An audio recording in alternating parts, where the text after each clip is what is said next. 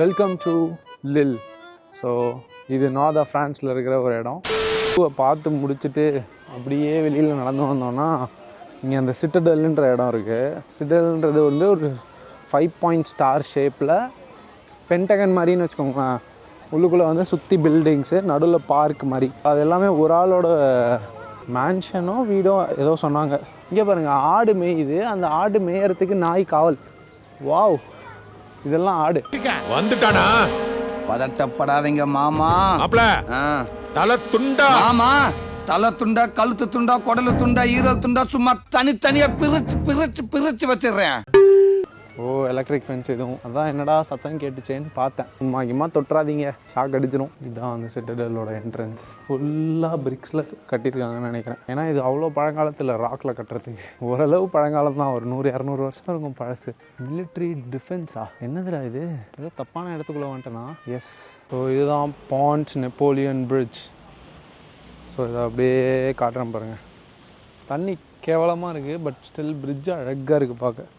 இந்த பிரிட்ஜு ஏன் ஃபேமஸ்னால், இது நெப்போலியனோட மெமரிக்காக இங்கே லில்லில் கட்டின பிரிட்ஜான். அண்ட் இதுதான் வந்து வேர்ல்ட்ஸ் ஃபஸ்ட்டு பெடஸ்ட்ரியன் பிரிட்ஜா இல்லை யூரோப்ஸ் ஃபஸ்ட் பெடஸ்ட்ரியன் பிரிட்ஜான்னு நம்ம சரியாக தெரில. பட் ஏதோ ஒன்று ஃபர்ஸ்ட் பெடஸ்ட்ரியன் பிரிட்ஜான் இது. World War I அப்போ இந்த பிரிட்ஜை டெஸ்ட்ராய் பண்ணிட்டாங்களாம். ஸோ இப்போ திருப்பி ரீபில்ட் பண்ணியிருக்காங்க. 2012 சம்திங் ரீபில்ட் பண்ணி ஏதோ ஒரு ஃபேமஸ் ஆர்கிடெக்டை கொடுத்து அவர் வந்து எப்படி இருந்துச்சோ அதே மாதிரி திருப்பி ரீபில்ட் பண்ணி கொடுத்துருக்காராம். நல்லா கட்டியிருக்காங்க. குட்டி பிரிட்ஜு தான், பட் டோட்டலாக வேறு different style of architecture. European ஆர்கிடெக்சரை விட ஒரு டிஃப்ரெண்ட் ஸ்டைல் ஆஃப் ஆர்கிடெக்சரில் இருக்குது. நைஸ். அப்படியே பிரிட்ஜ் மேலே ஏறும். இது பாருங்கள், அந்த ஸ்பிங்ஸ் லைக் க்ரீக் ஆர்கிடெக்சரோ. ஃப்ரண்ட்டில் இந்த ஸ்பிங்ஸ் இருக்குது. ஸோ யூரோப்பில் இந்த சைடு ஏறணும் பிரிட்ஜை. நம்ம எப்பயும் அந்த சைடு ஏறி பழகிட்டோம். அந்த சைடு வந்து நம்ம இந்தியா யூகேல தான். இங்கே வந்து கீப் ரைட். உடன் பிரிட்ஜு, கீழேயும் விட்டு தான். ஸோ அப்படியே அந்த கெனல் ஓவர்லுக் பண்ணியிருக்கு. இந்த சைடு வந்து இதுதான் அந்த சிட்டடலுக்கு போகிற வழி. நல்லா சூப்பராக இருக்குது. A few minutes later. இப்போ நான் எந்த இடத்துல இருக்கேன்னு பார்த்தீங்கன்னா மியூசியம் ஆஃப் ஆர்ட்ஸ். ஸோ அது BAUX BA arts museum Lille. இதுதான் வந்து லைக் ஹோல் ஆஃப் ஃப்ரான்ஸ்லேயே செகண்ட் லார்ஜஸ்ட் மியூசியமாக. ஸோ ஃபஸ்ட்டு ஒன் வந்து அந்த பாரிஸில் இருக்கிற Louvre. So second largest museum. ஸ்கல்ப்சர்ஸ்லாம் பயங்கரமாக இருக்குங்க. என்ன மெட்டீரியலில் பண்ணியிருக்காங்கன்னு தெரிலங்க. பாருங்கள், இவன் ஈகிளை பிடிச்சிருக்கான். அதுக்கு மேலே ஒருத்தன் இவனை பிடிக்கிறான்.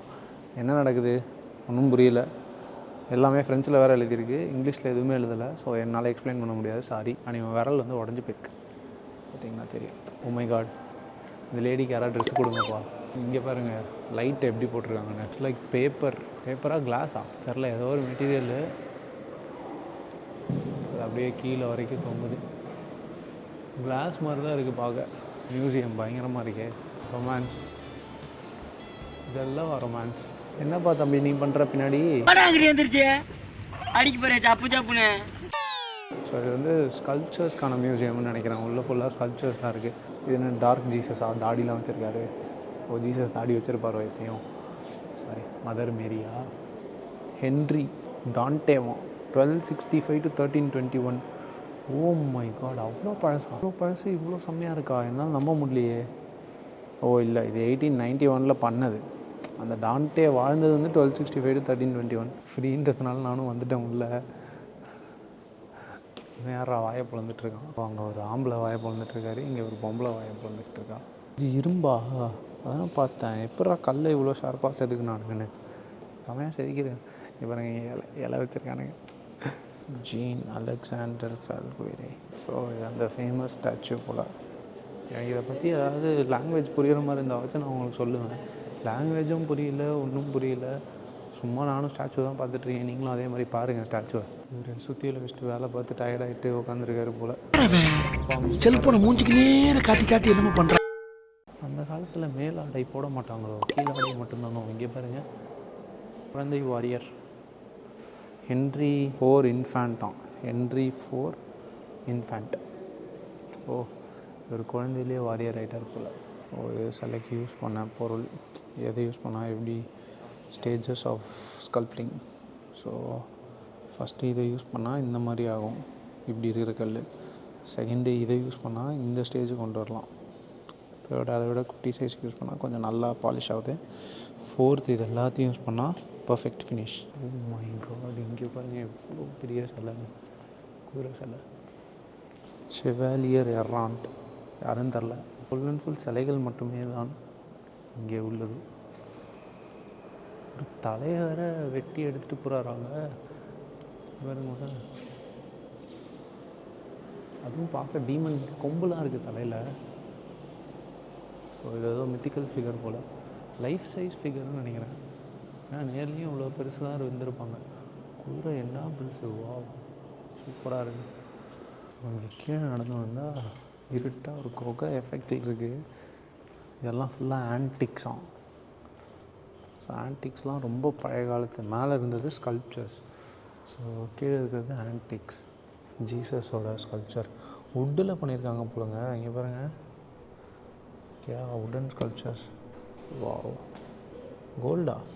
ஏன்னா எல்லாமே ஃப்ரெஞ்சில் இல்லைன்னா எனக்கு எப்படா புரியும். வா, இங்கே பாருங்க, அந்த இடத்துல கட்டு வந்து ரத்தம் வந்துருக்கிறது கூட பக்காவாக ஸ்கல்ப் பண்ணியிருக்காங்கல்ல, சூப்பர். ஜீசஸ் கூடிய நிறைய பேர் செத்தாங்களா? கிறிஸ்டியானிட்டி பற்றி எதுவும் தெரியாது. கரெக்டாக லைட் அதில் விழுற மாதிரி சூப்பராக வச்சுருக்காங்க. ஸோ ஃபுல் அண்ட் ஃபுல் ஜீசஸோட ஸ்கல்ப்சர்ஸ் தான் இருக்குது உள்ள. அடுத்த ரூம்குள்ளே வரும். எல்லாம் பார்த்தாலே தெரியுது பழைய காலத்து இதுன்னு. எவ்வளோ பழைய காலத்து இதுன்னு சொல்ல மாட்றானுங்க, அது அவங்களுக்கே தெரில போல். 1550 இதெல்லாம். கையில் ஆக்சுவலாக செல்ஃபி ஸ்டிக்கோடு வச்சு கேமரா எடுத்துகிட்டு இருந்தேன். செல்ஃபி ஸ்டிக் அலௌடு இல்லையா, வந்து கூப்பிட்டு சொல்லிட்டு போகிறாங்க. சரி இப்படியே காட்டுவோம். நைட் ஆர்மர் பயங்கரமாக இருக்கே. அது என்ன இந்த இடத்துக்கு சேஃப்டி இல்லை? ஸோ அவ்வளோதான்ப்பா, மியூசியம் முடிஞ்சு போச்சுன்னு நினைக்கும் போது இந்த சைடு என்னமோ இருக்குது. என்ன டிஜிட்டல் மியூசியமா? ஓ மேப்பு. எப்பா என்னடா இது, ஊரையே மேப்பாக கட்டியிருக்கானுங்க. அட்டாக் ஆன் டைட்டன் பார்த்தீங்கன்னா அந்த மாதிரி இருக்குது. எனக்கு இதில் ரொம்ப குட்டியாக தெரியுது. 3D மேப்புங்க. மரம் செடி கொடி எல்லாமே இருக்குது. பெல்ஜியம்ல டூர்னாயின் ஏதோ ஒரு ஊரோட மேப்பாக இது. எப்பா சான்ஸே இல்லை. எக்கச்சக்க மேப் இருக்குது. இது லில்லோட மேப்பு கூட, 3D மேப் ஆஃப் லில். இப்போ இங்கே தான் நம்ம இருக்கோம். நைஸ். எந்த வருஷத்தோடது? 1740 to 1743. ஸோ இப்போ இருக்கிற நிறைய இது இருக்காது. செம்மையாக இருக்கே, கண்ணுக்கு தெரில. ஐ மீன் கண்ணுக்கு பயங்கரமாக தெரியுது, கேமராவில் எவ்வளோ நல்லா தெரியும்னு தெரில. இந்த பாருங்கள், ஆக்சுவலி பார்க்க இப்படி தான் இருக்குது. இதில் சூப்பராக தெரியுது. அப்படியே 3D இது பண்ணி வச்சுருக்காங்க. ஓ செம்மையாக இருக்கே டெக்னாலஜி. இது என்ன இடம்? ஹாஸ்பிட்டல் போல் அந்த காலத்தில். இங்கிலீஷில் மாற்றும், ஹாஸ்பைஸ் ஜென்ரல் ஹாஸ்பிட்டல். கரெக்டாக தான் சொல்லியிருக்கேன். ஆக்சுவலி இப்படி தான் இருக்குது. இந்த மரம் செடி கொடி எல்லாம் கூட கரெக்டாக மேப்பில் பண்ணி வச்சுருக்கானுங்க. இந்த இடத்த செலக்ட் பண்ணோம்னா இந்த இடத்த செலக்ட் பண்ணுறேன். அங்கே என்ன ஆகுது பாருங்கள், அந்த இடம் மட்டும் ஹைலைட் ஆகுது. Oh my God, church of Saint Etienne. இப்போ நான் க்ளோஸ் பண்ணுறேன், அந்த லைட் ஆஃப் ஆகிட்டு ஃபுல்லாக லைட் இருக்குது. மியூசியமுக்கு ஒரு தம்ஸ் அப் கொடுப்போம். ஸோ இப்போ அஃபிஷியலாக முடிஞ்சிருச்சுங்க. பட் நல்லா இருந்துச்சு. எனக்கு கடைசியாக அந்த மேப் தான் ரொம்ப பிடிச்சிருந்துச்சி. மேப் பார்த்தீங்கன்னா எங்கே டச் பண்ணுறோமோ அதை ஹைலைட் பண்ணிச்சு. அது செம்மையாக இருந்துச்சு. ஃபுல்லாக ஒரு அயன்மேன் டெக்கு அந்த மாதிரி இருந்துச்சு லைட்டாக. ஓ இன்னும் முடியலையா? எந்த சைடு வந்திருக்கேன்னு தெரியலையே. ஓ இந்த சைடு வந்திருக்கேன். ஓகே இதுதான் மியூசியம் ஆஃப் ஆர்ட்ஸு. ஃப்ரான்ஸில் வந்து ஆர்ட்ஸ்க்கு ரொம்ப இம்பார்ட்டன்ஸ் தராங்க தான் லைக் எனக்கு தெரிஞ்சு. ஏன்னா பார்க்க நிறையா தான் செம்மையாக ப்ரிசர்வ் பண்ணியிருக்காங்க. பார்க்குறதுக்கே வேறு லெவலில் இருந்துச்சு. அதுவும் அந்த நான் சொன்னல அந்த மேப்பு சான்ஸே இல்லைங்க. என்னமான டெக்னாலஜி நான் எதிர்பார்க்கல. நான் சரி சும்மா இங்கே தான் அதை ரீக்ரியேட் பண்ணி வச்சுருக்காங்க அப்படின்னு நினச்சேன். ஸோ ரீக்ரியேட் பண்ணதும் இல்லாமல் அதை நம்ம டச் பண்ணோன்னா அங்கே உள்ளே இருக்கிற 3D மேப்பில் ஹைலைட் ஆகுது இடம். சூப்பராக இருந்துச்சு. ஓகே அடுத்து எங்கே போக போகிறேன்னு தெரியல. நடு ரோட்டில் போய் லாரி வரும், மேலே ஏற்றினா போ. இங்கே ஒரு பெயிண்டிங் பார்த்தோன்னே நம்ம தோழா படம் தான் ஞாபகம். இது ஆர்ட்டா? என்னால் நம்பவே முடியலையே.